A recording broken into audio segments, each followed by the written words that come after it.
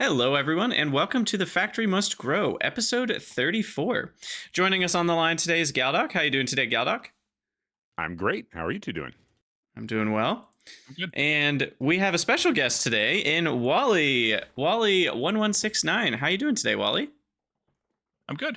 Welcome back to the podcast. It's been about a year since we had you last. I'm excited to hop into things. Yeah, just about 2 weeks from now will be a year. Wow, that's crazy. So yeah, for those who don't remember, Wally is a strategy, automation, factory gamer, kind of variety streamer, and he plays a lot of the games that I haven't, and I know Galdoc hasn't because he doesn't even have time to play Factorio. So excited to dive into hearing about some of those. Painfully true. So today on the cast, we'll start with another mod spotlight as usual, and then we'll get into chatting about some of those games. But first, I want to thank the show's patrons. This show is possible because of you, the listeners. If you'd like to support the podcast, head over to patreon.com/Krydax. And shouting out a new patron since the last cast is Beagle Bagel. Thank you so much for your support. Very much appreciated. So today's mod spotlight is Staged Blueprint Planning. Apparently that's a tongue twister. And it was released 2 years ago by someone called Glass Bricks with only about 3,000 downloads right now. So I would highly recommend checking this out. I guess if it's interesting to you, but it seems like it would be interesting to more people than that. So what it does is it's specifically made for a planning mode kind of session in Factorio. So you use the editor extensions mod, I'm guessing, and it's made to kind of help you build a staged base. Staged blueprint planning, that makes sense. So imagine you had stage 1 is like you have your iron smelting lines and your copper smelting lines that are hooked up from the coal mines and the iron and copper mines, and then you have the plates output to like a basic mall, and that would be like stage 1. That's kind of the first thing you might want to blueprint in a game. And then stage 2 might be all of those things are still hooked up, but now there's additional connections for more items in the mall. Maybe now green science is also in the mall, and then you have more labs. And then stage 3 might be moving some other things around. And then you could do all this manually where you make a blueprint for each stage and then you paste one stage over the previous one. But the problem with that is, what if you want to go back and realize, wait, I wanted my copper lines one tile to the left because of something you were doing in stage 4. And you're like, I actually want my copper, smelting to be a little bit over to the side, maybe to make room for beacons later, right? Well, that's a pain to do if you were making a separate blueprint for each stage. And with this stage blueprint planning, it allows you to actually just do that. Like you can go back to stage 1, make your modifications, and then go forwards back to stage 4. So it really works, if you're wanting one of these like staged based designs and you're wanting to plan it out, this mod really helps you do all of that really easily and simply. And you can make modifications. You can add circuit connections to later things, but they'll still show up in previous things, but without an enable disable condition met. So it just really helps you kind of build a base that evolves one stage at a time, which would be useful for things like speedrunning, or if you want to get the 40-hour, express delivery achievement in Space Age, kind of planning out your base on Nauvis might be helpful for that. So anyway, that's the mod. Do you guys have any thoughts on that? I never build things one tile off, so that will never help me at all. But I too have never made that sort of mistake, so don't know what you guys are talking about. Yeah, but I can really see it being useful for things like a mall, because you oftentimes have, you have the belts and the belts and the inserters in your mall, but just the first couple of inserters and the first yellow belts, and then you expand out and you add more belts, and the rest of the belts, now 4 tiers of belts, and you add all those inserters, and you add assemblers and all oil processing stuff, and it can get big, but you don't want it there to begin with. It's kind of annoying for it to be there to begin with, because if you're using a early game bot, then a mod, then it's trying to build those things. Or if you're not, then it's all these blueprints or these ghosts sitting around waiting for you to build them, and then you get bots, and then they all get built, whether you want them there or not. Right. And this allows you to do it one stage at a time, only the things you need for this step, and then you can paste it. Yeah. Seems like a cool mod. Yeah. I'm thinking of the case where when I'm building my smelting lines, it's not like those smelting lines are going to guaranteed be there forever, just because, at some point you do go to you scale up stage. And But what I still do nonetheless is that I'll build my stone furnaces and then I'll upgrade them to steel furnaces. Mm-hmm. But then when I go to upgrade to electric furnaces, then I need more space, and it would be nice if I could just sort of like stamp something down because there is a shape difference there. Mhm. So yeah. Right. And the Also, other thing, I hope high speed furnaces.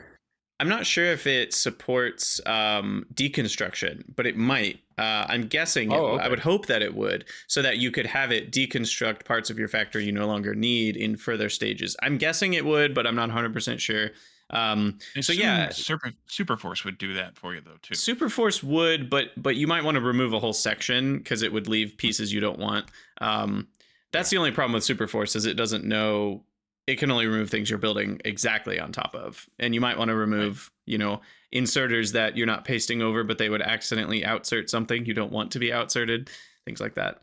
But That yeah, is a it's mistake just I've it's a never ever useful made. mod for people that don't want to have a bunch of 15 separate blueprints for each stage, because then you can't change all of them at the same time, and being able to just modify one thing at a time and have it change all the further stages is really cool. So highly recommended to anyone that's into planning their base in that sort of way or speedrunning. I'm playing Pyanodons and I have no plan, so I don't need it right now, but maybe someday. My speed Yeah. run from base game is like 40 hours. So I couldn't imagine how long it would take me to try to speed run Space Age. Yeah, it's not a quick ordeal.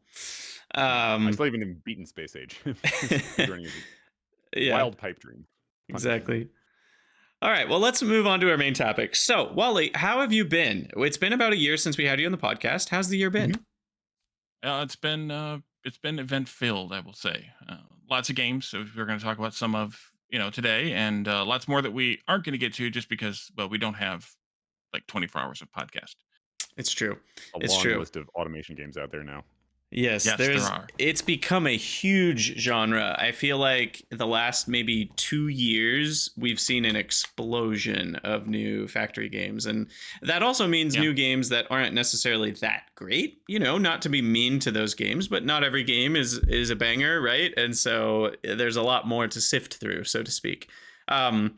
But yeah, Wally, before we dive into talking about the games, why don't you just remind the listeners a little bit about yourself, since it's been about a year. Some listeners might not have heard the other episode with you. Who are you? What do you do?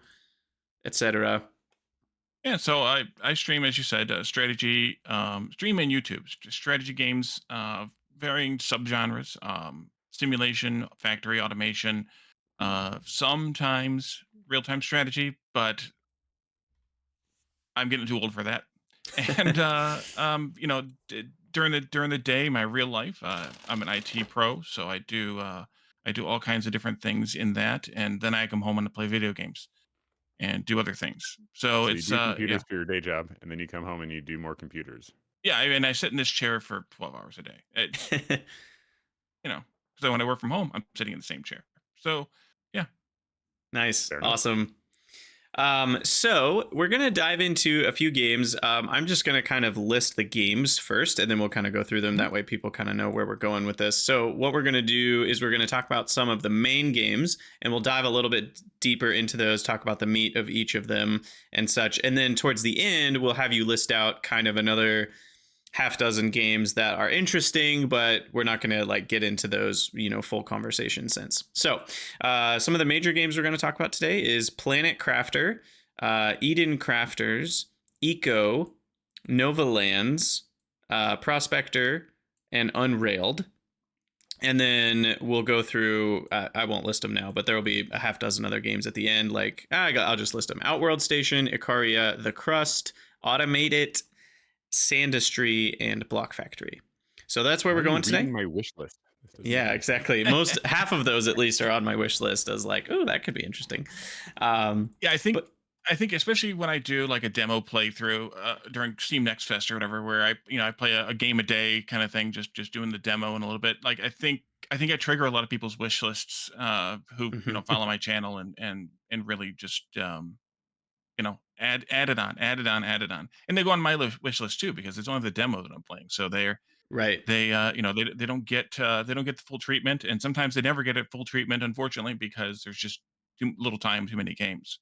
Exactly. And that's another thing that I'd be interested to talk about. It kind of fits in and amongst this whole conversation, but just how games these days are so often releasing in early access, right? Like the Hmm. way development works, the norm is now to start working on a game. And once you have a workable product, that's when you kind of release it.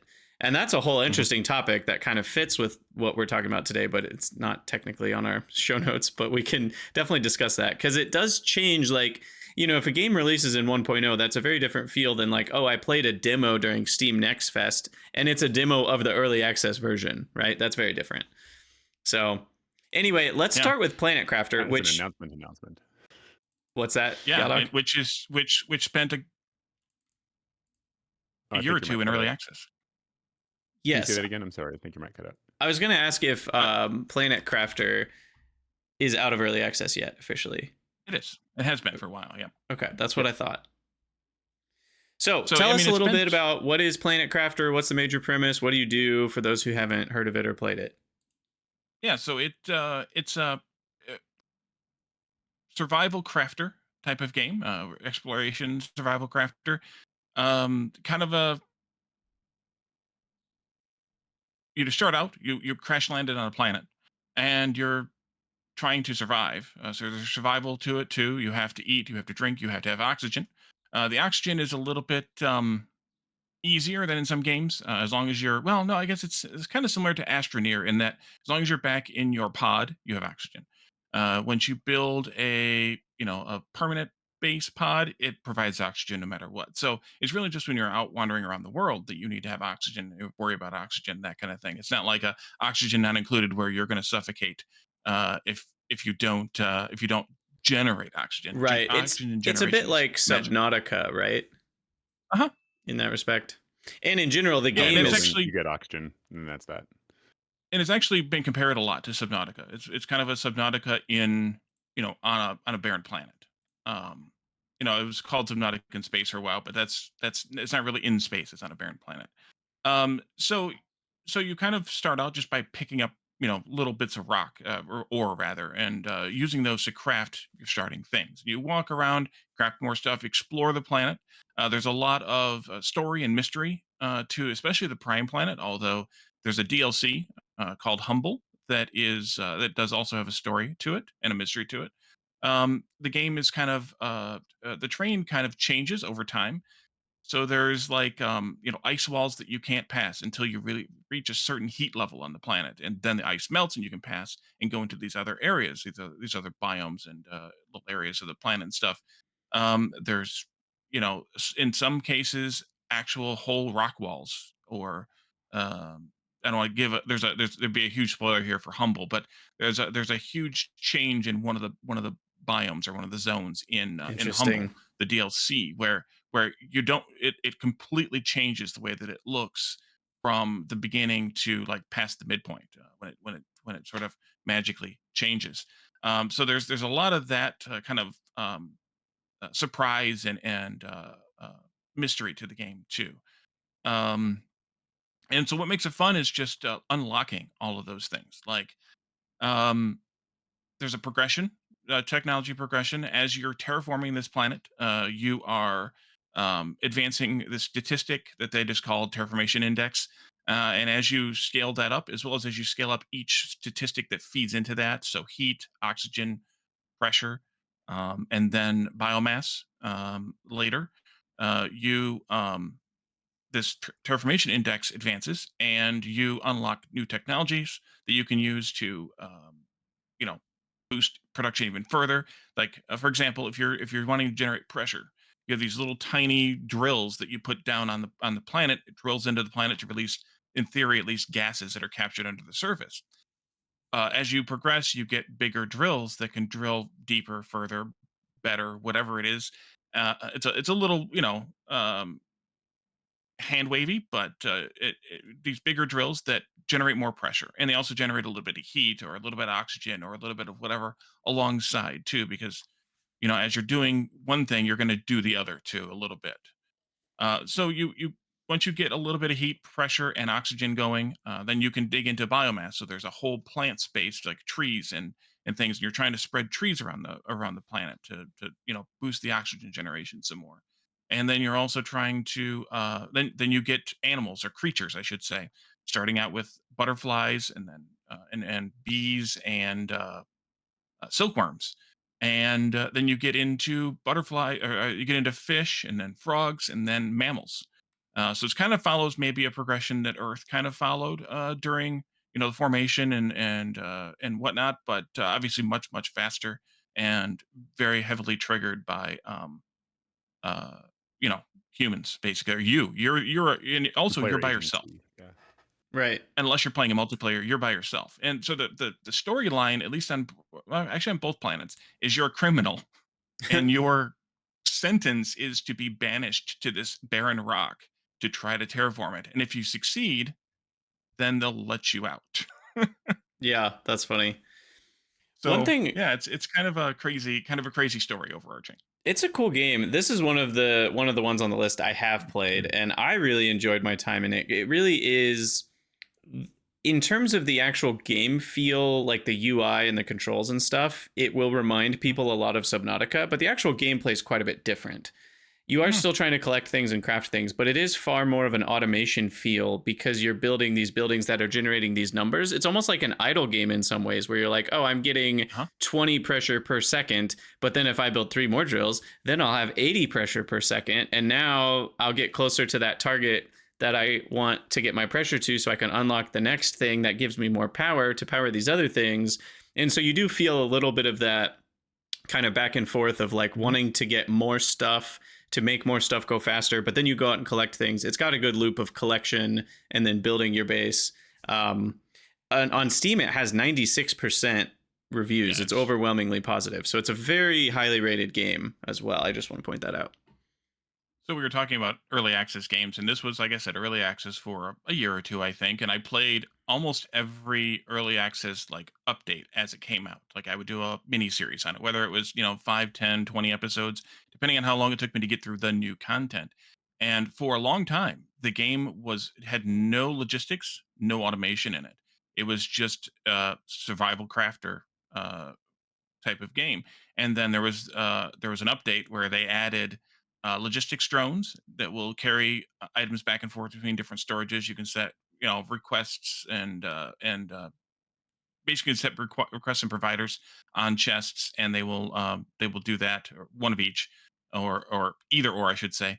And then they also added some automation where, well, I guess they had mining drills, but you had to manually carry the things back from the mining drill to your base. But then with the logistics, you could have the results of the miners traveled or carried to your base. But then they added things like an automated crafter where you can set a recipe, and as long as there's the materials it needs to craft the recipe within X range of the crafter, then it will Oh, that's automatically cool. pull those from those storages a little bit magically and craft the item, and then offer that item to the logistics network for pickup. That's awesome. So Subnautica needed that. So that's where it leaves Sundatica behind, is that it goes into more of a factory game. It's not truly a factory game in my opinion because it doesn't have like direct logistics. Like it's not a it's also not factory themed. It's really themed about the exploration and the survival and the crafting, more of a manual crafting or a manually automated assisted crafting. So it seems to me like this game has. You mentioned the you're trying to get more heat and more oxygen and more Mhm. biomass and things like that. So and you just said that that's kind of like an idler, and that makes sense. So it sounds like it's almost a survival crafter where there is a particular you are scaling something, but it's not like you're scaling a production line per se. It's like you Right. stamp down a mine or not a mine, like a drill, and that helps something. Is that about right? That is it. Yep, exactly. So you're not scaling a factory, you're improving the planet's terraformation. Okay. So I guess so. I have played Subnautica and the sequel. I absolutely loved those two games. I felt like the exploration was really good. And so, but it sounds like the game also kind of goes through a transition where, and maybe you're describing the like the way it was being released, but like in the gameplay, do you start off with that sort of thing in mind, or does it like the first chunk is survival and then it kind of goes into logistic stuffs where you have to change the terraforming, or how does that balance out? You're always terraforming. You're terraforming from minute one, Okay, because like the tutorial tells you make the first drill, make the first heater, make the first oxygen plant grower type of thing to generate oxygen. Basically, right there in the tutorial. So you're terraforming right away, but but you're not automating it right away. Like it's a very manual game for the first however many hours of gameplay, and then you finally get to some automation to relieve your, to be honest, stress of all, of all of the survival parts, and eventually, you get the ability to breathe the atmosphere, so then you no longer have to worry about oxygen out in the world, but that takes a long time to get there. You sure. eventually get the ability to drink the water that is, spoiler alert, a little bit, but not really, that is forming, that's pooling on the planet as you terraform. But you can't for a long time. So you have to carry around water bottles you make from melting ice as part of your crafting, your manual crafting. And there's just ice around. Ice is another resource, chunks on the ground. So you get iron, you get all kinds of different metals. There's some kind of special metals in the game too that may or may not be real. But then there's also ice on the ground. Yeah, immersium. No. So this is going to be kind of a tough question because you're doing a very good job of dancing around spoilers, but like, what are your favorite parts, like in terms of the gameplay? Like, Yeah, um, yeah, the yeah. story, Oh, especially on oh, Prime, the really? story is and it's kind of a mystery story. Like you uncover that there even is a story. Or well, no, there's one story. You're a criminal. You're sent to this planet to serve out your sentence to also terraform the planet, or you'll die. Either one. But there's more story than just that story on both planets. But the one on Prime is much more, I would say, intricate. And there's actually a couple, maybe three different stories kind of woven together on Prime. Humble, the DLC probably only has two. Um, but yeah, there's a lot of story there, and it's really compelling. Wow, I did not And expect that answer, and that well, is and it's amazing. kind I of love it. like how, because the story's fed to you. It's not through like cinematics and stuff, but Yeah, what's the vehicle that they use to tell the story? you literally discover things in the world as you're exploring, and it's like, oh hey, there's this thing, there's this screen, and I can get, this is not very spoilery. So there's other people who have been here before you, and they may have been in the same position as you. They may have failed, and you discover the remnants of their attempts. And that's one of the stories. And so you're kind of uncovering this person who did the same kind of thing you did, explored around the world, established these little mini bases around the world, and is slowly losing their mind over the course of you finding these little screens with their story on it. Interesting. If you find them in the right order. If you don't find them in the right order, then you're like, okay, you lost your mind, but then you're saying again, but then you lost your mind again. But it's fine because if you piece it together later, which you can do, then you can see how they slowly lost their mind. So it's kind of like a journal reading uh, Mhm. progression for the story. But I guess I'm But curious: is there that like story, yes. environmental storytelling where where Yeah. the fact that something is there at all is sort of what tells the story, or anything like that? Mhm. In some ways, there's wrecks that are crashed ships scattered all over the planet, and you can go into those and explore those too. And some of them require some bit of progression to have happened before you can actually advance through parts of the ship. Whether that's, like I said, like the thing with the ice walls on that are in the train itself. There's things similar to that in the ships where you can't finish working on a ship until you have certain technology unlocked.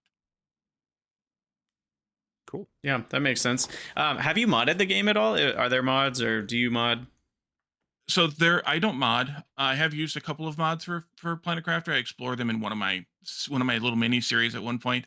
It is a sort of aftermarket mod, kind of similar to a lot of the other Unity based games that have kind of the Nexus mods kind of loader, and you can make the mods that basically like hack the game in a way, but it's So also they not don't. really hacking the game. Right, It right. sounds like they don't support mods, but They people don't. have just come in and sort Yeah. of, okay, Like aftermarketed Dyson's it. Sphere program has those types of mods. Satisfactory's mods, I think, still work that way. Yep. Like you can Oh, kind of just, it's kind of overriding the game. It's kind of old got it. Game Genie style modding.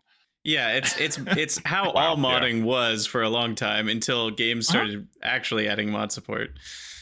Uh-huh. And kind of an announcement slash piece to talk about also is Planet Crafter's getting an update tomorrow, Whoa, Oh, where you'll now be able to board a rocket from either of the main planets, so whether you have the DLC or not, and at the end of your terraformation of that world, and board a rocket and go to a moon where you can also apply your technology that you know to that world as well, and terraform that world as well. So you'll be able to sweet. like terraform a whole system as opposed to just one singular world. Well, this game just cool. keeps getting better. Hmm. So, I You mean, I kind of think I sold know me the on answer, but would you it. recommend people play this game? Oh yes, I have many many hours in it. I know people who have many many more. I mean, my many many is like a few hundred. I know people who have thousands of hours in Whoa, this game.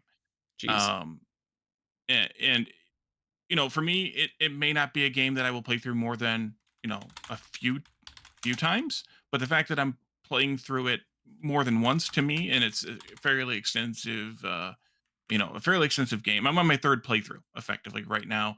I did, like I said, the solo playthrough as it was released through early access.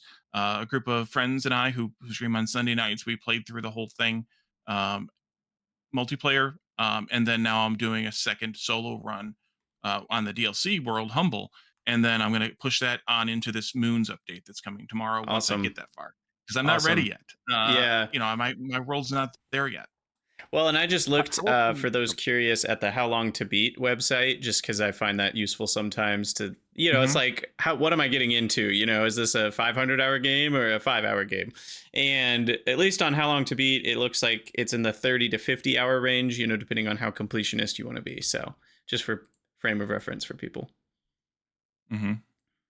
so, question about the ending of it. Not the ending itself, like obviously not spoilers, but like, is it something where you can keep playing after you've gotten to sort of the win condition, like how you make a Uh, rocket in Factorio used to be the win condition, and you can make a bunch more, yeah, or is it like there's not a Subnautica where it's like whole. it ends? Well, so one of the stories on Prime is one of like the story ends as one of the win conditions, and there's three or four win conditions on Prime. I don't know what the win conditions are yet on Humble, but there's three or four win conditions on Prime, and Galdoc just went bars, Sorry, big sec, big second.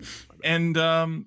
and he went like TV at 2 a.m. back in the 80s, and so we you know there's I think three endings to Prime, and one of them ends as part of one of the story's endings, and one of them ends as part of the default story ending, and then one of them is basically like you're going rogue. But in all three cases, I think this is not a spoiler. In all three cases, if you win the game, you leave the planet in one way or another, and it just depends on how you choose to leave. You can like reload the save or just choose not to leave, I guess would be the way. And then you can keep advancing your terraformation index and keep playing. But once you've unlocked all the technology and you've discovered everything there is to discover in the world, I don't know that there's a whole lot of draw to keep playing. Like in Factorio, you can just keep getting bigger. In this, there's not really a bigger. Like it's just you're Yeah, that's what I confined to was getting this. at. That makes sense. Yeah. Yeah. It is a Okay. game that has an ending, which is nice sometimes, as we Mhm. talked about in the last podcast.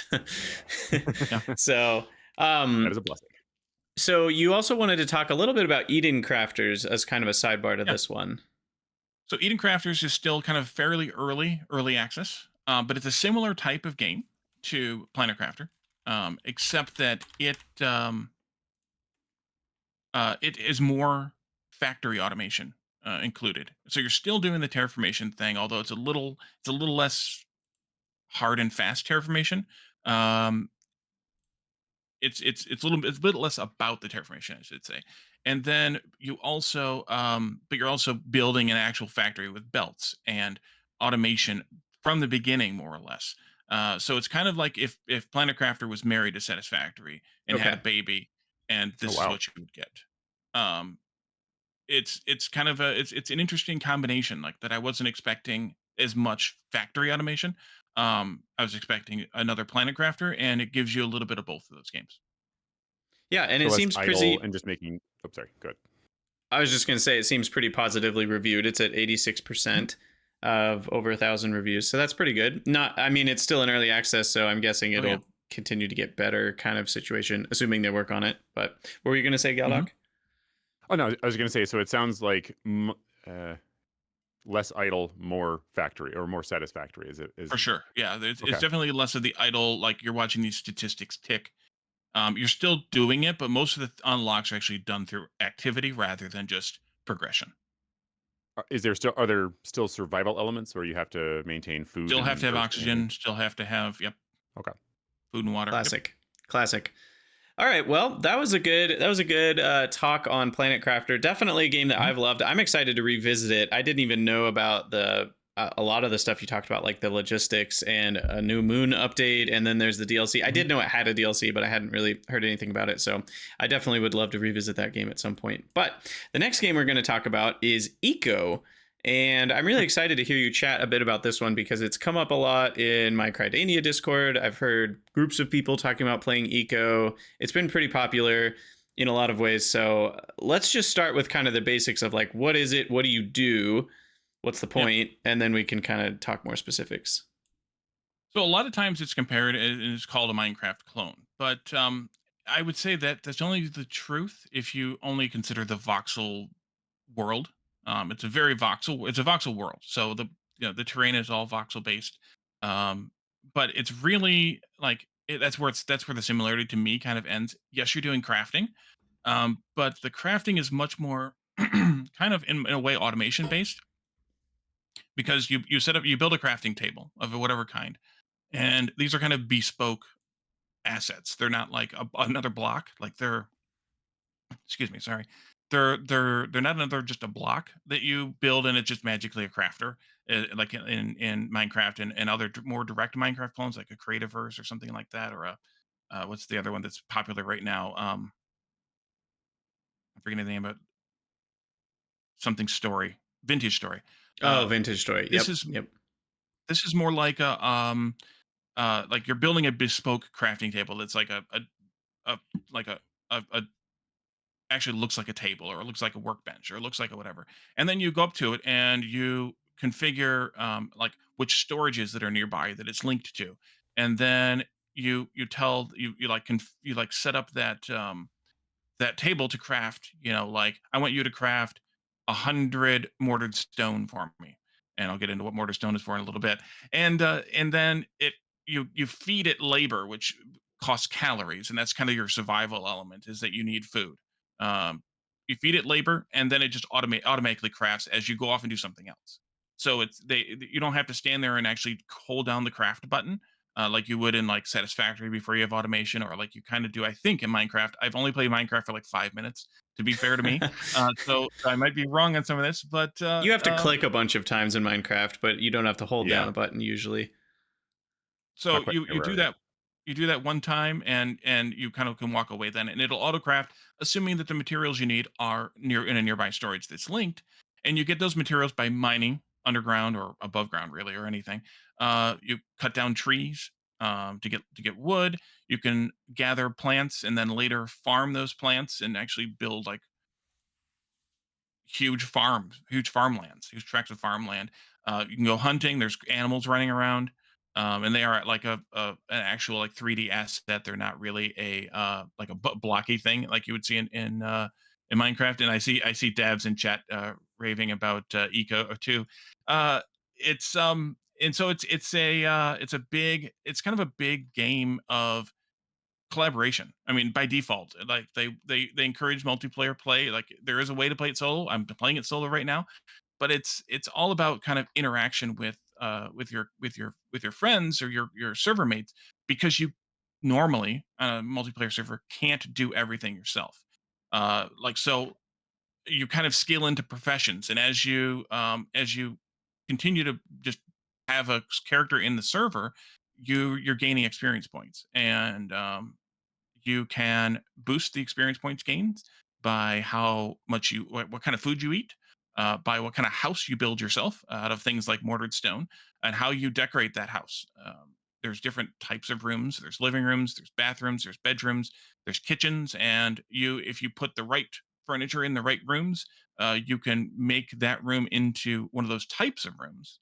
and then you Interesting. can get additional XP for that. So there's this whole housing aspect where people have to build a house and maintain, or to boost their experience gains. And like I said, you have to eat the right food. So you have a chef or a group of chefs or a bunch of chefs on your server, depending on how many people are playing.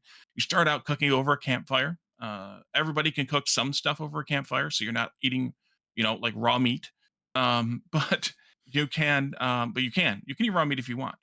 But you cook some stuff over fire. Everybody can cook, but you get really poor recipes, and then you can kind of specialize into different things like campfire cooking, and then you get some additional recipes, some basic salads and some stews that you can make over the fire. And then later you can take on cooking on a cast iron stove. But in order to make a cast iron stove, somebody has to be a blacksmith. So now you have Interesting. to have had a blacksmith and a smelter, somebody who to take that iron ore that somebody mined out of the ground and turn it into iron bars, So and then, then turn it into yeah. so So how does that work if you are playing solo then? Can you spec into extra professions or how does that work? yeah. So the way that it works is just time. So if and configuration. So if if you configure the server in a way that active players can earn XP faster or can earn skill points faster, then you can earn skills faster. But you still have to eventually have like 30 different professions on your server to win the game. So, when it comes to single player, is there like it sounds like there's definitely base building aspects, but Mhm. is there also colony, like you're supporting Yeah. are there NPCs that you have to support and give them food and happiness? I'm kind There's of thinking like RimWorld or something. there's But not NPCs. okay. Some people have talked about that be like either good for modding or maybe at some point in the game there'd be NPCs. Um, but there's not NPCs. What you can do and what you're encouraged to do as part of a multiplayer server is form a government, or depending on server configuration, multiple governments. The original way the eco government worked is you had a world government and that was it. So at some point, somebody in the world will establish the government, and then the government can be used to do things government does, like collect taxes, but also fund works projects. Like maybe you want to make a main road through the whole world, across the whole world or whatever kind of thing. So maybe the government collects taxes, but then also funds somebody to make that road, or or that kind of thing. And then in a recent update, they also added like a tiered government system where you can start out with like a settlement government of at least 3 people, and then you can merge like 2 or 3 different settlements together to form like a country, and then you can merge 2 or 3 countries together to form like a world government at that point. Interesting. So yeah. And so Hmm. it's all about collaboration, really, and it's why it's tough playing it single player, because you're supposed to collaborate. You're supposed to be able to focus on, a handful of skills. If you're a miner, maybe you'll also then take smelting, or you'll take stoneworking, masonry, that is, and you'll do a few things that are maybe kind of related. You don't have to. You can certainly, run. You could certainly be a miner and then also be a carpenter and then also be a chef of some kind, if you really wanted to go spread out in the tech trees, depending on server configuration, because there's some ways that server owners can limit that. But you certainly can. But a lot of people will take related professions. They'll start out with mining, and then they'll go into either masonry or smelting, and then they'll go beyond that into something or other. So what's the point to all this? We so that's a lot about the game, but like, why Mhm, are people building more stuff and why are people collecting mhm. resources? Is it like Minecraft where it's just because you can, or is there more to it? So there is an overarching goal. The game is called Eco for one reason primarily, and that is ecology. The game has a very sophisticated, actually, ecological simulation. If you pollute too much, you will poison the plants in the ground around you, and that will also kill off the animals, um, up the food chain. Basically, there's herbivores and then there's carnivores. So if the plants are gone, the herbivores won't be able to survive, and then the carnivores won't be able to survive. So you have to also kind of balance the ecology of not polluting too much. There are green technologies you get at the very end of the game, but you have to pollute to get there, which kind of follows, real life or history here on Earth. Of we did a lot of polluting. Maybe we still do. We did a lot of polluting in the industrial age, and you're kind of cycling yourself from the Stone Age through the Iron Age, the Industrial Age, and into kind of the modern or postmodern world as you scale up on this planet. Um, and so the end goal, though, relating to the ecology, is there's a meteor that is approaching this planet that you're on, and you have by default 30 real-time days if the server's running 24/7. 30 real-time days to progress through all the technology, unlock 30 or so professions to get all the stuff that you need to advance all the way to the end, where you can set up a computer lab and lasers to shoot the meteor out of the sky So before it crashes into the planet. 720 gameplay hours. No. Well, I mean, yes, but no, because you're talking that's linear hours and there's multiple people all Is it working on this. normally 30 days for a server that's running 24/7? Is that the idea? Yeah. Hmm. Oh, okay. So it's like a month of real, actual Yeah. human time for the players, Hmm. and they're expected to Hmm. play some every day or something. Right. So you're on Okay. however much you have to play, and you're making progress. But then there's a lot of time you're not on that the gate server's still running, the Gotcha. simulation's Oh, still running. You can set up the automated crafting to do the things for you, but in the end, uh, it's down to can you and your friends get through everything you need to get through before the meteor crashes. that's pretty high stress. Like, because I would Huh? imagine, like, I don't know if I can actually get to a game and play it that much in like a given time span. Or do people run the servers themselves, or are they run by the company that makes Eco? Or Some how of does both. that work? Okay. If you um, this eco server, I think is let me think how this works. It used to be completely free to run the server. You didn't have to have a licensed account. They made the server be authenticated now for various reasons. Some of which is microtransactions that are totally optional, but that give you like specialized looking equipment in the game and things you can make in the game. Um, so now you do have to have an authenticated account, I think, in order to run the server.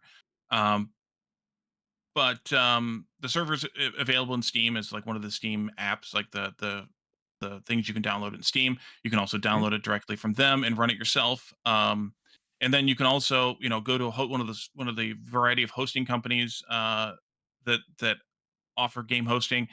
They offer servers there, and then there are, I believe, ones you can get directly from Strange Loop Games, the developers of Eco too, that you can run as well, run on as Yeah. well. So when you're playing solo, then like for your solo version right now that you're streaming, Mhm. are you running the server 24/7 on your own PC, No, or is it paused between your play sessions? I for the most part, it's only running when I'm using it. Okay. I so in if you're playing solo, I think you kind of have to do that if you want to do it in 30 days or less. Just because there's no way one human can play enough in 30 calendar days, unless you're a maniac, I would suppose, um, to accomplish everything you need to accomplish. I mean, I'm uh many streams in now, 30, 40 something streams in, I think, 41, and those are all around 2 to 2.5 hours. So I'm, you know 80 or 90 hours of stream time in, plus probably about that same amount off camera, because I think I'm about 16 days in game of time. So whatever that is, 300 some hours in Yeah, this one. yeah. Yep. So you're pretty close to the Awesome. halfway mark. Are you, just out of curiosity, are you about halfway through the game? Oh, I'm near the end. I could Oh, okay. technically All right. finish the win condition now. I would just have to do a lot of crafting to get there. Hmm. But I have everything I need in order to make the things that I need to win the game. Awesome. So, a question for you then about kind of like who does this game appeal to? Because it sounds like you would definitely recommend the game. Otherwise, you wouldn't spend this Mhm. much time playing it. So, I'll assume that's a yes. But And who this does is it one of those appeal games that to? over I have probably about 2,500 hours Okay, in it. wow. Yeah. So I've only played it a little over the So for last let's 7 or 8 years. let's think like Factorio players, Satisfactory players, modded Minecraft players, like who do you think it appeals to the most out of these categories or everybody maybe? I would say it's more of a maybe a more of a modded Minecraft player, but also maybe also a Satisfactory player. It's quite a bit different than Factorio because it's open world kind of thing. But it's got a lot of, in my opinion, a lot of overlap of with Satisfactory in terms of like the exploration and the gathering of things and things like that. Even though there's no factory to it, the automation is kind of similar to what we talked about in Planet Crafter, where it's kind of just magic where it picks up things that are nearby. But it's not very factory, but in terms of the exploration and stuff, and then it's very much like a modded Minecraft in that your open world exploration survival type of thing. Awesome. That sounds really cool. Yeah, I would love to get to it at some point. Maybe when I have a need for a game and I've got a lot of hours, cuz I do want to try Eco. It sounds really fun. How Yeah, many people does it take and to sort of play comfortably in a multiplayer game? Like you say, you can do it solo, it, but like, is there ten a feels cap good. or okay? There's no cap. Like you just make the world bigger. As a server owner, you can choose the size of the world. So you can make it bigger. 10 feels kind of comfortable depending on your settings. It all depends on settings because if you can gear towards 5, you can gear towards 10, you can gear towards 50, you can gear towards 200 if you could get Oh, that many to wow. run on a Okay, server. You have to have a server powerful enough to handle that many different players connected and internet connection powerful enough. But you could certainly have dozens of people in it. fair enough. That sounds And sweet. I know the official servers, the official servers that Strange Loop Games runs, they have dozens of players. And the other thing that I've heard other people talk about that I just want to kind of mention, and you can add on to this, Wally, if I'm missing something, but just for listeners who have like a play group, one cool thing about Eco is you can play asynchronously because you can set up like a trading post. Like if you're the miner, like can't you mine your ores and set it up so that the blacksmith, when they log on, which might be at a different time of day than you, they can come like buy or get your ores to do Hmm. the smelting. And I think that's really handy Yep. for play groups that can't always get on at the same time, Wow. right? So yeah, so that's the other part of eco is economy. It has a very strong economic aspect to it. If you're playing multiplayer, obviously, if you're playing solo, you don't really need it. You can certainly run the game as a hippie commune where everybody just dumps their stuff into the same common storages. And when you come on and you're ready to craft something, you can grab the stuff you need to craft and craft what you want to craft or craft what your group wants next kind of thing or whatever. But Far out. it's Yeah. very focused on economy and you set up a store. It's one of the first things you're going to want to do once you take your first profession is to start selling the stuff you can make and or collect or whatever. And yeah, hopefully you set up your server to, uh, you know, where if you're crafting something that you're not just crafting with the stuff you gather yourself, but that you will buy things from the people who are gathering those things also, and kind of make the world go round. Um, and then you you know you can sell stuff. You can put a sell order for stuff. You can put a buy order for stuff. So you can definitely have, uh, you know, somebody can mine a bunch of iron and bring it to you and sell it to you, and then they can also mine a bunch more iron and put it in their store for you to come and buy when you're online later. That's cool. Huh. I like it. I like it a lot. This is interesting to me because like we're going over games that have less automation but more survival and sort Hmm. of longer term strategizing. Yeah. And the fact that this one has the so one last question before I just basically when you finish this game, like is let's say you said they have to get this laser or something to destroy this asteroid. Hmm. Um, can you keep playing in that world, or is it like Oh yeah. nope, you won, game over, move on to the next one, try again? You can, but it's kind of a similar thing to Planet Crafter, in that That's like why. a lot of people, once they get through the progression of the technology and the meteor's gone and the push is gone, they'll drop off. They'll stop playing. Gotcha. That Um, makes sense. some people will stick around and want to build some massive structure like you would in Minecraft. But a lot of times the servers will kind of dwindle in participation and attendance Yeah. once the goal is accomplished. We did the thing. And you Yeah, makes Yep, sense. but it's crazy because when we first started playing this game back in 2018 when it first came to Steam, we did like 7 servers back to back in about 4 months. Jeez. Wow. Like one would end and we'd get the next one going, and it would be and we'd do it again, and we that would end, and we'd do it again, and that would end, and we get him down to like 2 weeks or less from launch to uh meteor down because we were just getting so good at it back then. They've added a lot to the progression since then, but yeah, there's and as Hafla said in the chat there, it's really there. You can have people who speed run the game. Like they have a lot of free time and they will spend 8, 10, 12 hours a day on the game, and then you have people who can spend 2 to 3 hours maybe or less a day on the game, and there's an imbalance there. And so Hmm. there's features of the game on the server side where you can limit how much time somebody can play in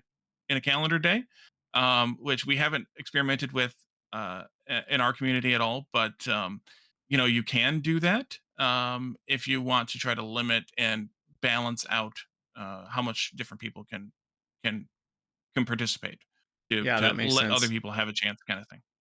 That's so cool. I really like a lot of the things about the eco world. And even if I don't end up playing multiplayer, it just sounds like there's a lot of cool progression in the game and systems to collect. And, I've Hmm. played enough modded Minecraft to know that it might sound interesting to me and other players who enjoy things like Greg Tech or whatever. So that sounds cool. Um, let's move on to the next game. I feel like we could talk about eco all day. Probably there's so many interesting things there, but we only have so much time. So Games are let's so move. huge. Exactly. Let's move on to Nova Lands. Speaking of Hmm. automation, I know this one does have a bit more automation. So, Nova Lands, on the face of it, looks almost like Forager, if anyone's played Forager. But what There's a is reason Nova for that Lands? because it does. It is very much a forager like game, where it's again a kind of a crafter, uh, exploration crafter type of game. Whereas Forager is more kind of fantasy based. Nova Lands is very sci-fi based. And just to be You're clear, this is a start the top game. down. This is a top down 2D game, not, Yep. and it's more pixel art, not like Yep. Eco was. No, yeah, yeah. It's a very, very different orientation. So yeah, if you're familiar with Forager, then you'll be familiar with the type of game that Novalands is. It's a top down. You start the game as with so many of these other games for some reason, crash landing on this planet in a spaceship, and then your kind of goal is to like Planet Crafter in a way, gather up the things you need to make the things that you can make. Here on this planet, you encounter a few like vendors who have one of which has arrived before you. There was actually a prologue chapter of the game as it was coming to release. They instead of doing and did they do an early access? If they did, then even before the early access period, they did a prologue chapter, kind of a demo, where you were playing as one of the characters that becomes one of the vendors that you encounter when you get on this world. And so the world is kind of a hex grid of these different islands, these different lands, perhaps. Each one is a different biome. You can find different resources on each biome, and you have to uncover each one in order to progress through the kind of story and technological progression. Eventually, you get the ability to launch back into space aboard a rocket to a space station that is kind of mysteriously there. Like it doesn't really explain why there's a station all of a sudden above this planet that you've kind of crash landed on. But you can go up to the space station and continue the kind of story and progression with the space station in mind. Interesting. So So, what does the automation actually feel like in the game? Like when you're, because Mhm. with what's it called? I can't remember the name of it. With Forager, you kind of can't. They added a couple sort of automation-y bits, but for the most part, you're like loading a smelter manually, and you're carrying things Yep. over to this other thing, and you've got an inventory to manage, and there's no belts or anything. Right. So it starts out like that. for sure. It's very much Forager to start with in terms of the gameplay loop. But then you get the ability to establish miners to mine resources on the different lands in the different biomes, um, and those miners are collecting basically from rocks. They're kind of a robot based automation kind of thing. So your miners are robots, your logistics are robots, and the miners will mine stones that kind of magically appear, or mine trees that are magically appearing on these different lands, and to collect the resources from them. And they kind of just like in Forager, they kind of just keep popping back up again. So you can you'll harvest all the iron off of the iron landmass, and then it'll pop back up again. So it's kind of a little bit of magic there, I guess, in terms of the way the resources keep popping back up. But it definitely you get into more automation. You can carry things from landmass to landmass using these giant inserters that straddle the little river water that separates the lands. Um, and so they have a bucket on one side and they have a bucket on the other, and they just flip things from one side to the other as the time as the bucket's empty on the destination side. And then like I said, all your logistics is robot based, so they will gather items from those buckets and the other collection methods, and the robots will carry the things to the crafting machines, the smelting furnaces, and continue making the things for you. So, like, what is the balance between the various elements of the game in terms of like how much time do you need to spend setting up automation versus it looks like there is some kind of combat. Is it tower defense? There is Um, no, there's not tower defense. The creatures spawn like the resources spawn, so you mhm. just kind of have to. In that way, I guess it is a little bit of tower defensey, but you have to set up defenses. There's combat bots. Some of the creatures are not aggressive, so you don't need to deal with them. Some of them are, so you need to set up the third kind of bots, which are combat bots, to deal with the aggressive creatures or the not aggressive creatures if you need that type of the resources they drop. Like there's boars on the starting landmass; they don't really attack you until you attack them. Like they're passive. Um, but then there's aggressive creatures on some of the other land masses too. I can't remember what they actually are now, but there's aggressive ones, and you need to have combat bots there because otherwise they will attack you and or start eating at your factory or that kind of thing, or your buildings or your resources.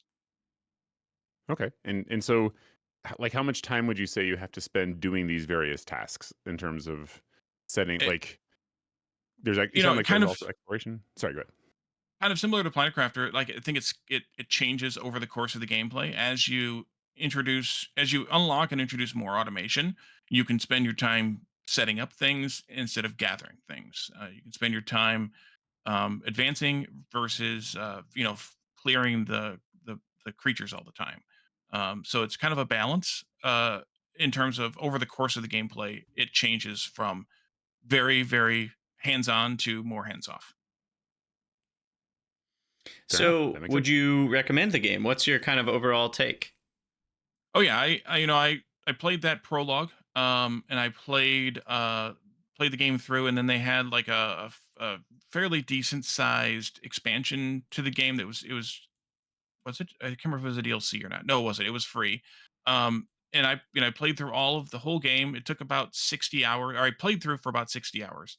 Whether it actually should have taken that long or not is down to my ability to play a game fast. But the it's in terms of the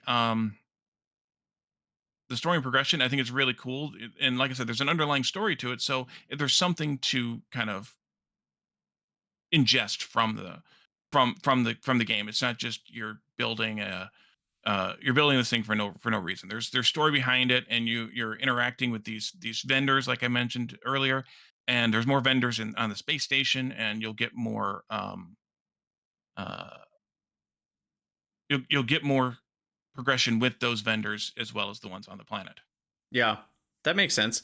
So, with that progression, would you say that the game is more of a like if Factorio is, let's say 95% factory game, Mhm. and a game like, I'm just gonna, like Doom, The Dark Ages is 0% factory. Like, where does this game land? Because it's not quite as much factory as Factorio, but I'm curious if it's Yeah. a lot, Well, or I and don't know. and and something like Satisfactory is like 80% factory game Sure, or sure. whatever. Like there's a Yeah. lot in there. So this is definitely, lower than that. This is probably in the, 40 to 50 Okay. range there. Like somewhere in the middle. Like there's a lot of factory, but there's a lot of not factory. And really that's the case too for Eco and Planet Crafter too. Is there, and Eden Crafters is a little bit higher than Planet Crafter because there's more to the factory there, but it really comes down to more about the exploration and um the the discovery of the new technologies and things like that. Not that Factorio is not about the discovery of the new technologies, because that's why a lot of people stopped after they launched their rocket. They didn't progress into the sort of the post game or the Right. that kind of thing. Just because I accomplished the thing, I'm done now, kind of thing. Like there's that, but and some of these in these games, a lot of times, that's where they end. Like we talked about with Planet Crafter. Once you've unlocked everything, you're kind of done. Like there's not really a whole lot more you can do. That's why they're doing this moons update, because now you have more places at least to terraform, and maybe there's some story or some mystery or some uniqueness to those there. The same thing with Novalands. Like once you get to the end of the story, there's achievements and there's stretch goals and things like that for how much you craft and how much you do. But beyond that, it's it kind of you're kind of done. Yeah. You've progressed the Sure. story. Another You've game that ends. yeah, yeah. Yeah. It's yeah. Endings are It good does often. it Yeah, has an yeah. end. Yeah. You feel like you accomplished something, and you have the accomplishment of something once you get to the end.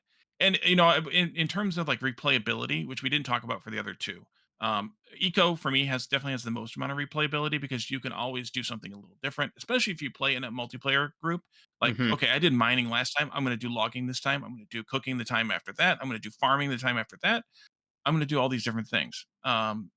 It, you know, Planet Crafter, I think you could probably play a handful of times through, but then it would probably get repetitive.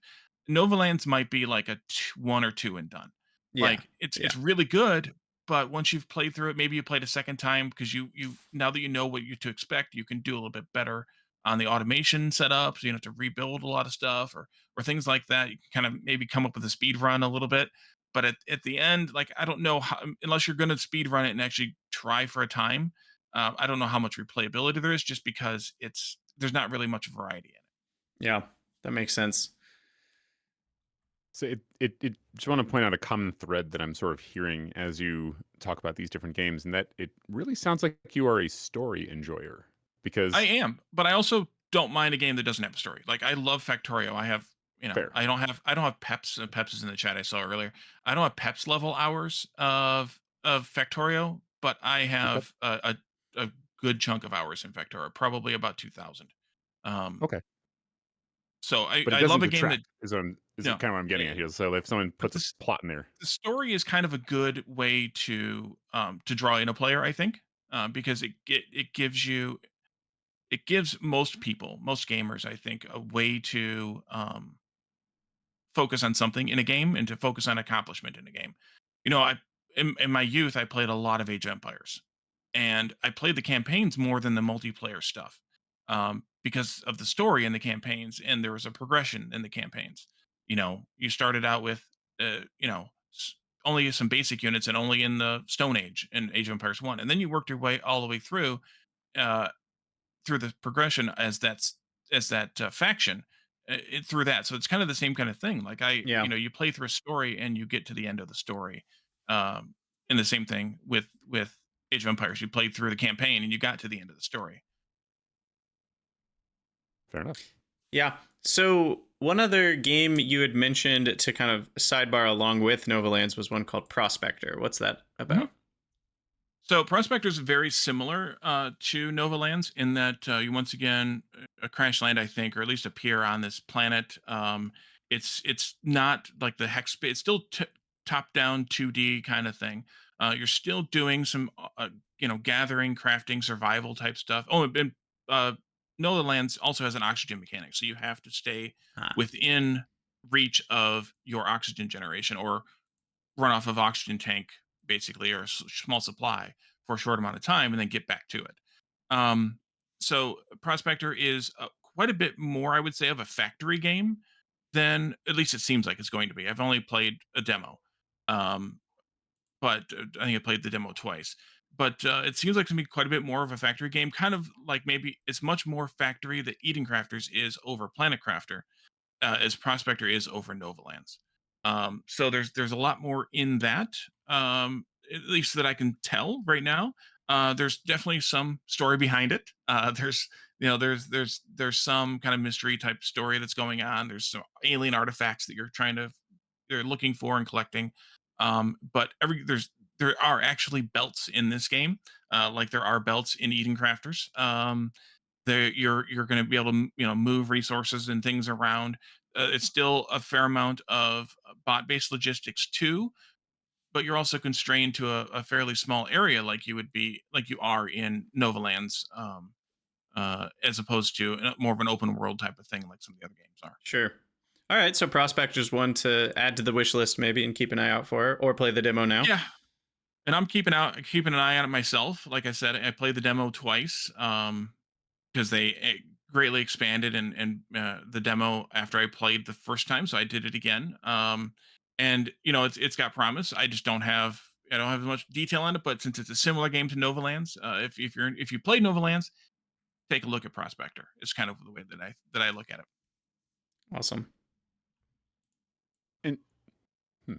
So there is one question that I've got as we sort of go through these different games that have these different elements in it, and not Hmm. just because Factorio. I always try not to say, "Let me compare this to Factorio," but like Hmm. Factorio is quintessentially an automation game. Like you And it kind mentioned of that, founded the factory game genre. sure. And the question that I've got is a little bit of an abstract one because there are different sort of buckets you can put content into when it comes to your expected gameplay experience. Hmm. Exploration, combat, sort of survival elements. These are things that they may or may not jive with automation or with the Hmm. automation gameplay loop. And my question is, are there any elements or any examples that you can think of from the games that we've talked about so far or some of the ones that we're going to talk about that sort of make that integration work or that cause friction that isn't good? Like, some friction is good. You want to have something to overcome. But like, is there something that you would say to someone who's maybe designing a game, hey, don't do this thing or focus on this thing, or basically Oh just how wow, does yeah. that? Yeah, I know it's a it's a So big boy question. Sorry. I've kind of grumbled about that. I couldn't give you an example of a specific game right now, but I guess what Krydax said about Forager earlier. Like this game would be so much better if it had a little bit of automation to it. For me, having the ability to take a step back from the manual parts of gathering and crafting is a very is very compelling for me, or it's very a nice draw for me, because I don't mind it as a introductory step, like in Planet Crafter and in Novalands and in Eco. But eventually, I In want to be able Factorio. to, in Factorio, I want to be able to step away from manually gathering resources and hand that off to some sort of automation and logistics to do it for me, so that I can work on other things, other than having to keep going back to that. So Do like you the find basically the the step up from. Oh, sorry. Go ahead. Oh, I was just going to ask about Factorio and specifically with you, Wally. Do you find the combat to fit well with the factory parts, or do you find the combat to be antithetical to the factory part for you? Since combat became no longer necessary, but might still be again, might be again after 0.14 Factorio. I almost always turn the biters off. Now I'm gonna have to figure out how to pull that off in Space Age.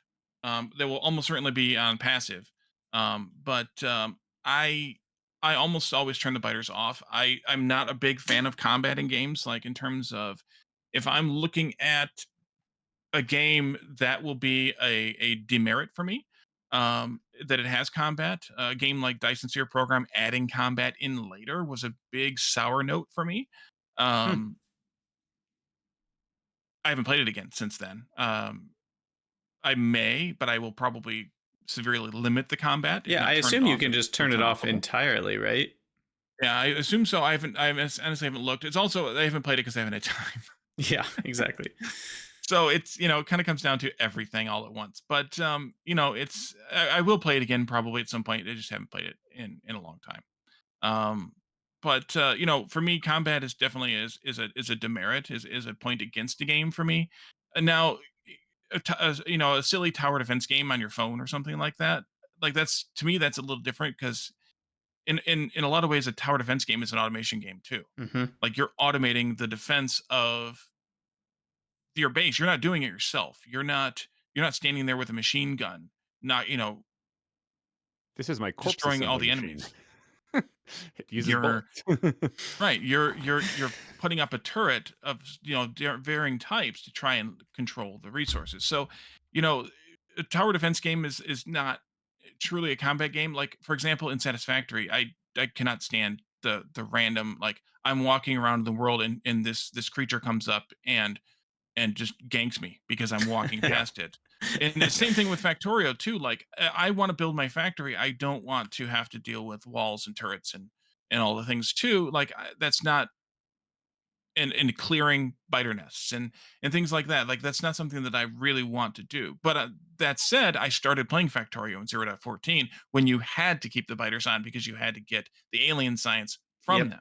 And Yep. now, like I don't know how it's going to work with Space Age, but my friend Derpumu, who has a mod called Pacifist, We is covered it on this is podcast, even. is working on it. Is working on a way to make it fully Space Age compatible. Um, to where you can get the things you need from Novice and Gleba to not have to worry about combat. Yeah, So that that's makes sense. that his mod is very compelling to me, and I actually have used it in my not just because you can't turn biters off because you could in 1.1, but in my C block run in 1.1, I'm using it just because I don't need all the combat stuff because I don't have biters turned on. Right. Just pointless So text and stuff. right. Why spend time Exactly. building that? Yep. So it definitely sounds like combat gets in the way of your fun. So absolutely, Yeah. I'm largely the same way. I will play with biters if I absolutely have to. Mhm. But generally speaking, as little interaction as possible, just because it's not, I don't personally enjoy it. Yeah. Um, but I'm thinking of games where there is an exploration element, and that was one thing that I liked about Satisfactory plus minus, and that was, for those that don't know, you can explore the world and find these things called hard drives. These hard drives unlock alternate recipes that could be very useful to you, but certainly would, at the very least, serve as good options that you would want to have when you're designing your factory.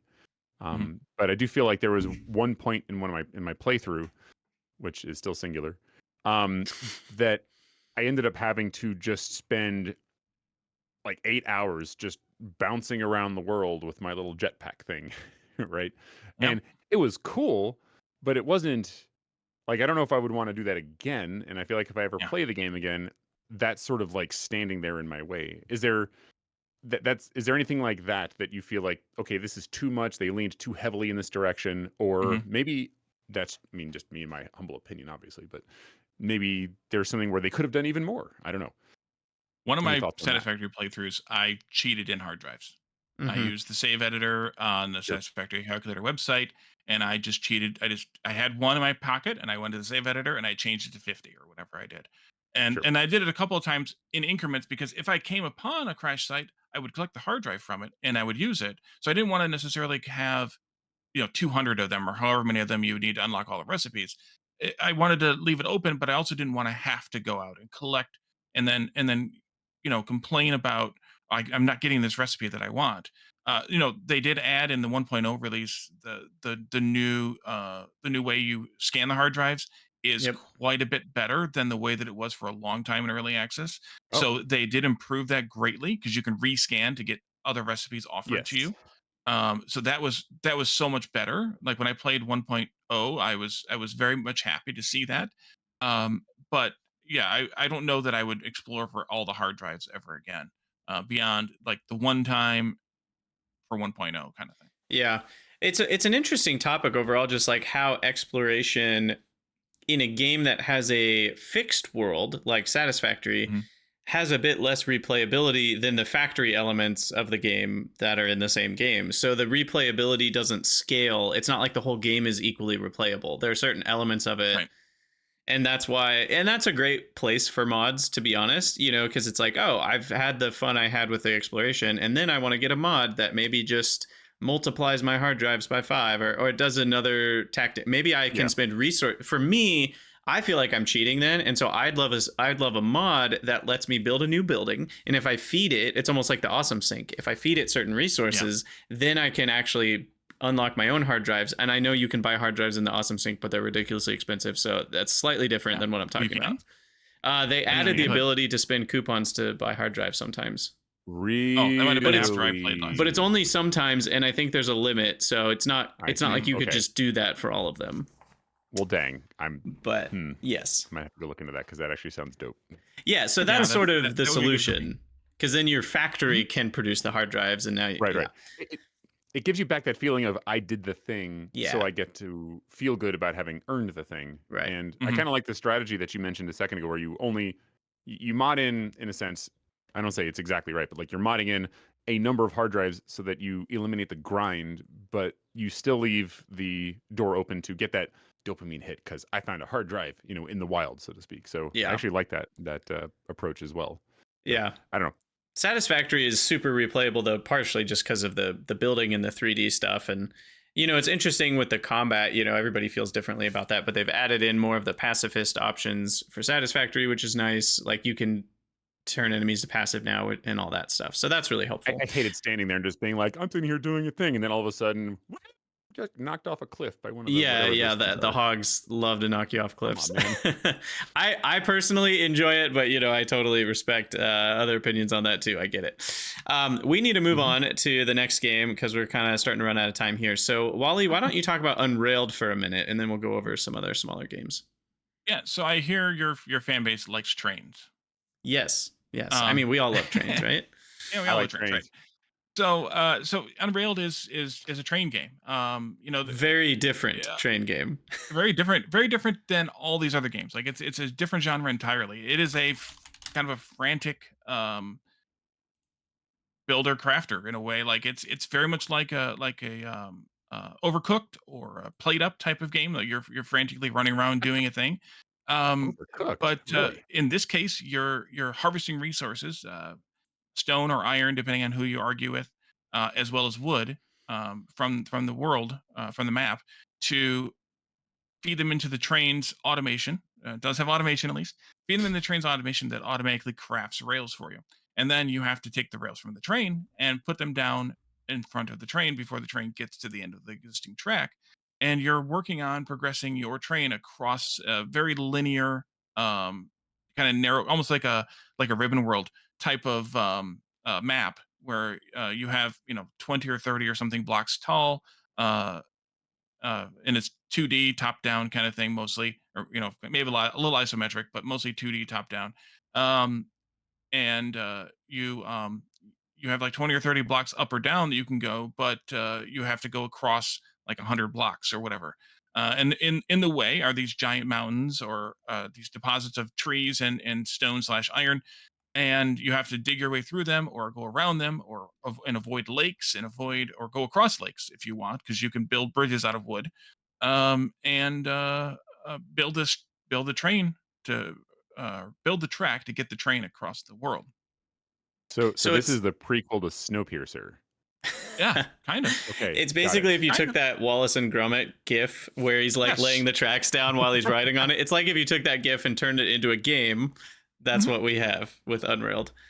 So And tell so me. there's Oh, I was just gonna say, tell me what you find so compelling about this game, because it sounds frantic, almost like the combat that you don't like in other games. So why do you find this game so compelling? so I have I don't know, a bit of maybe multiple personality disorder or something. I'm not sure. If I'm playing a game in multiplayer, I am much more forgiving about the aspects of games that I don't like.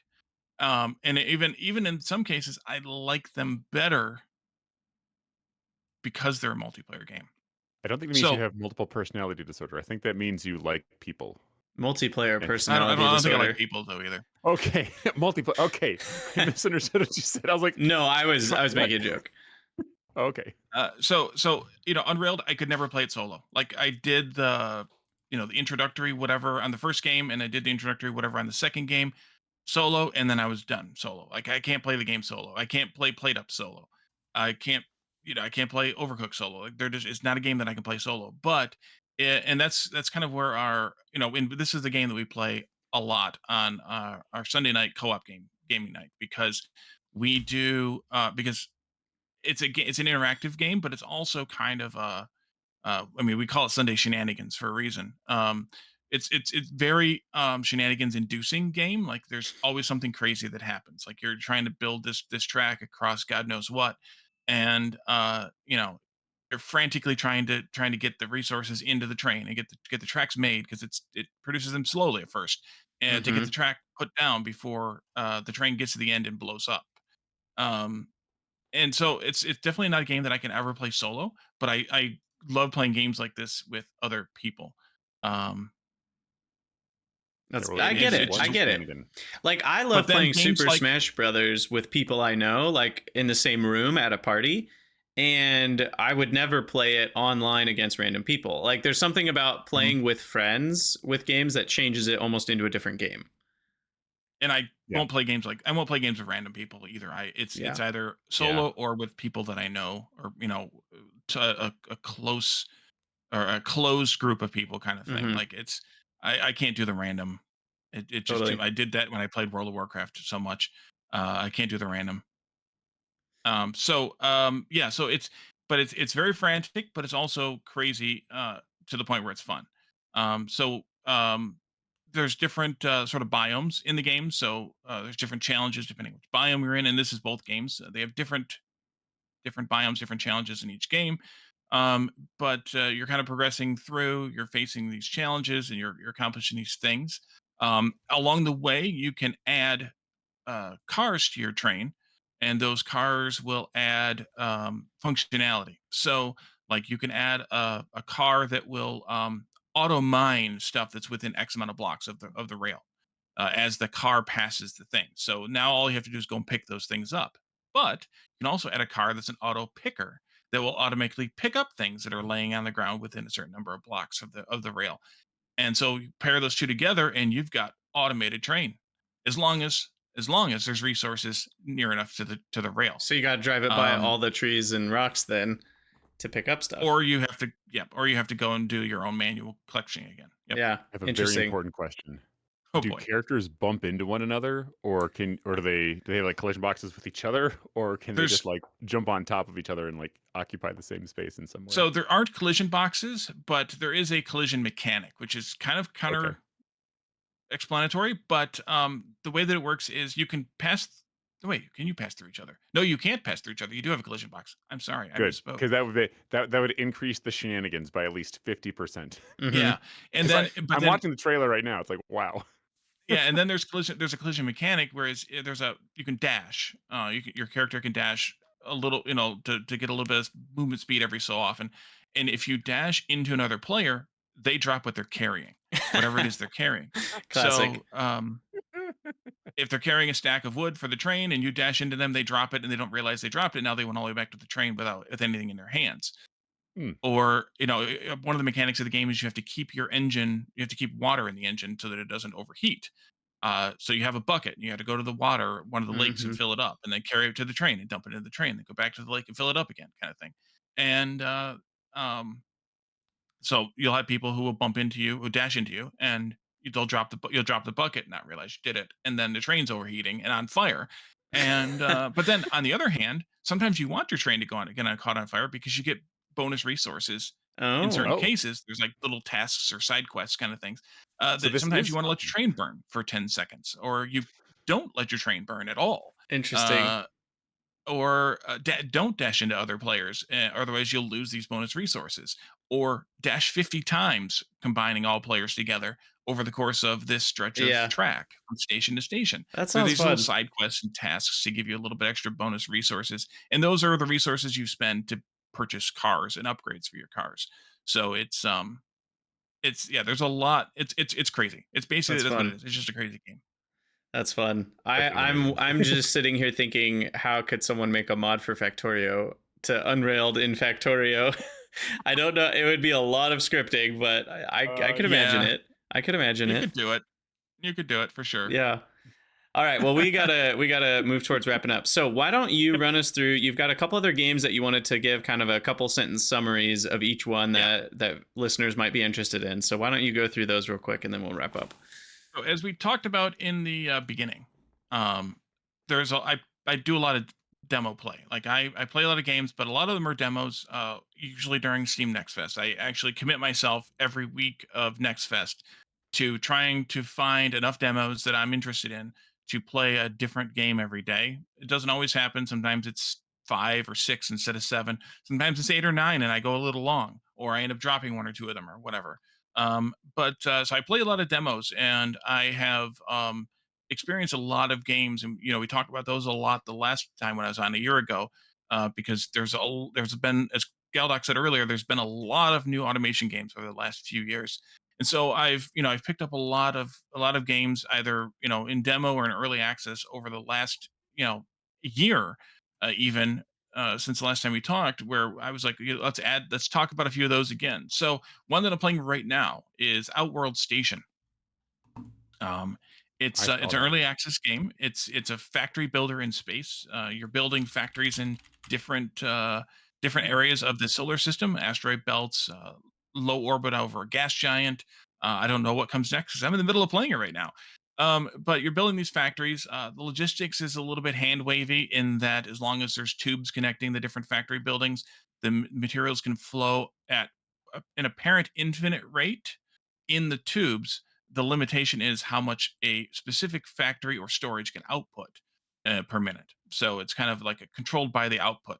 And then you can have inter-site logistics between the different sites in the solar system, um, using these wormhole generators to pass items and fluids through wormholes.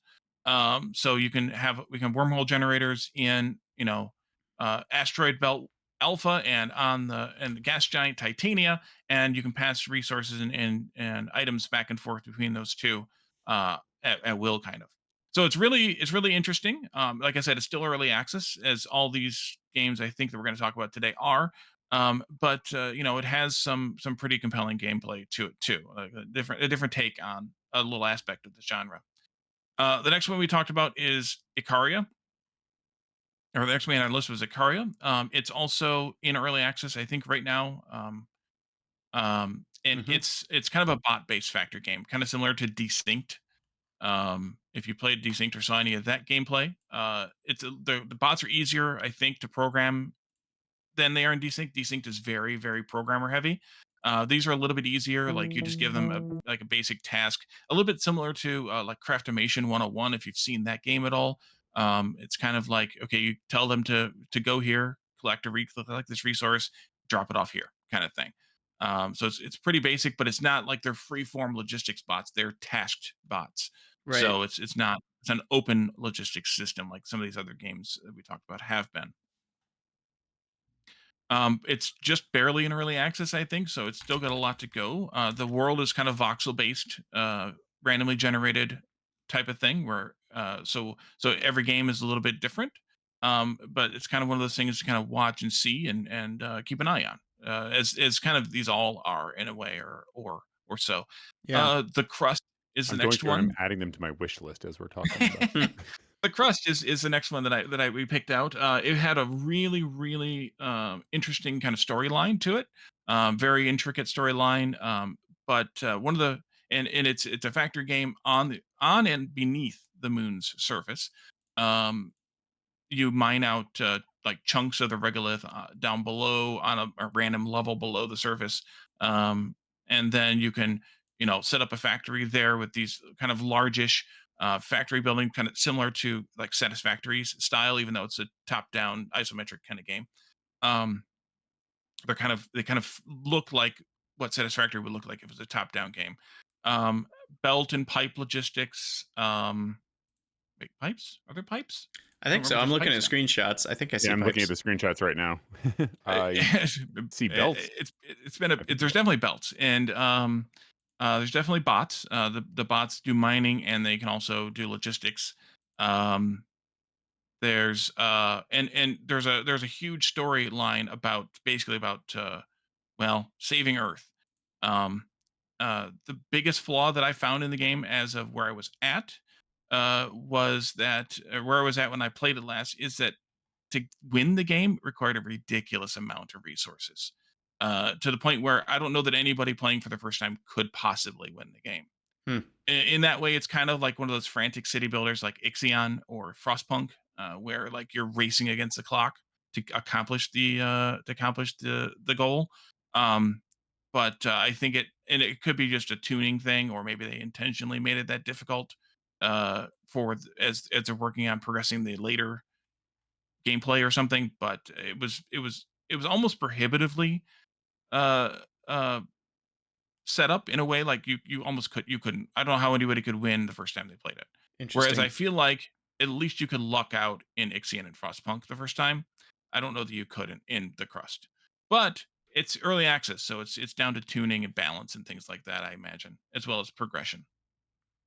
that will be a whole thing. That early access games often get criticized for such and such, and it's like, but they're not done yet. So give them a little time, give them some feedback. So Hmm. no, at least from the screenshots, it looks great.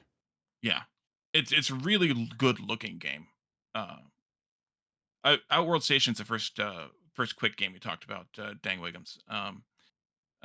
Outworld Station, Icaria, The Crust, and then Automate It. Uh, Automate It is a puzzle factory game. So you're in a very constrained physical environment, and you have to make a factory that fits in that little constrained environment. Uh, maybe a 10 by 10 grid or something like that, and so you have to build the factory buildings to make each progressive step of whatever the task is, and connect it all with belts and or pipes. I think there was pipes in it too, and uh and it's a puzzle game. It comes down to it's a puzzle game more than a factory builder, but Is it's it factory like themed like a game. Infinifactory or Opus Magnum from Zachtronics? Yes. Okay. Yes. Ah, Hexahedra is another example. A bunch of us in Red Circuit did a challenge with Hexahedra last year sometime. That's It's right. very much like Hexahedra, except that this is a 3D um, factory, whereas Hexahedra was more. Well, I guess it was kind of 3D, but it's more 2D. yeah, it was like you've spin hexahedra was the game where you You have the spin the cube and cube. you have to like spin it and apply decals and stuff to it and Hmm. manipulate it in various ways. Got it. Got it. Yeah, so this is like a 3D kind of puzzle factory game. Sweet. The next factory game is Sandustry, which is a sand-based, a particle physics-based factory game. So Ooh. you harvest sand from underground or from the ground, and you feed it into these different blocks. It's very blocky, very Terraria looking or Noita looking.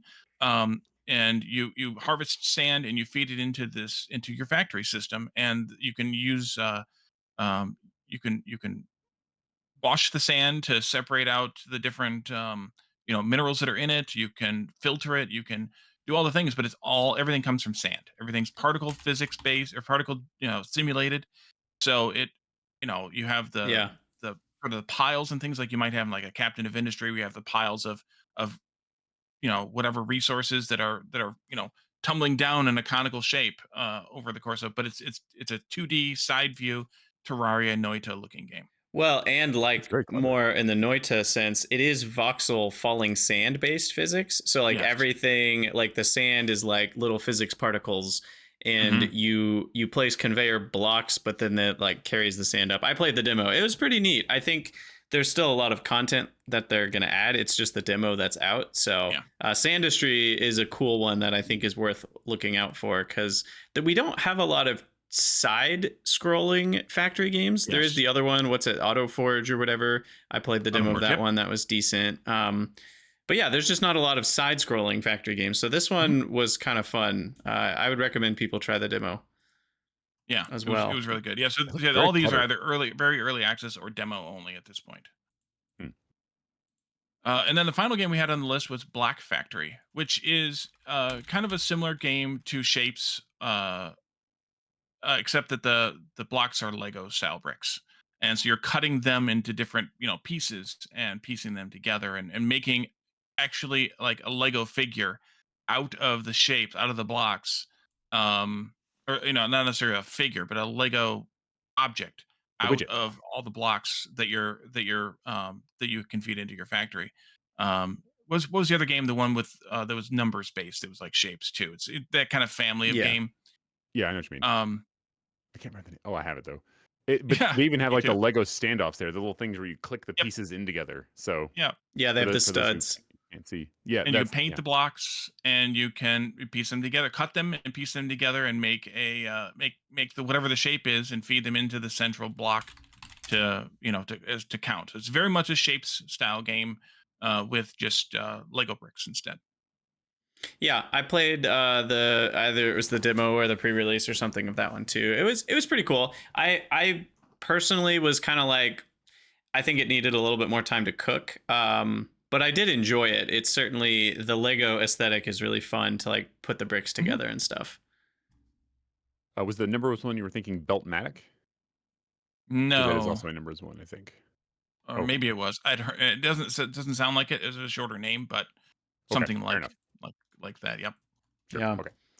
Well, sweet. Thank you so much, Wally, for kind of covering all those. That's a lot Yeah. of fun games, and definitely, especially with like Eco and Planet Crafter. I've played Planet Crafter, but I want to revisit it, and Eco is one that I'm really excited Mhm. to try. Nova Lands is on my list of like I want to play it, but when will I have time to play it? You know.